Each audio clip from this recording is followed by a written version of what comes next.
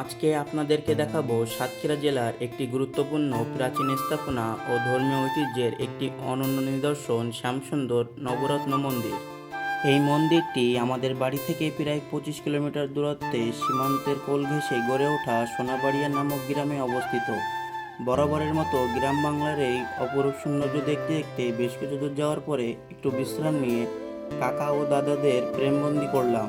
তারপর আবারও রওনা দিয়ে কিছুক্ষণের মধ্যে পৌঁছে গেলাম আমাদের কাঙ্ক্ষিত গন্তব্যস্থলে।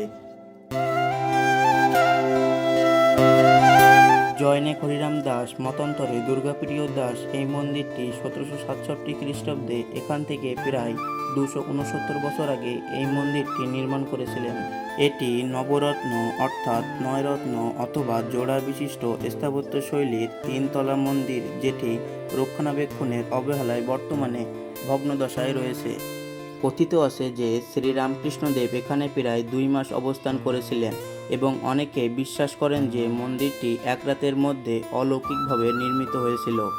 বর্তমানে এই মন্দির বাংলার মধ্যযুগীয় টেরাকোটা স্থাপত্য ও হিন্দু ধর্ম ঐতিহ্যের একটি অনন্য নিদর্শন।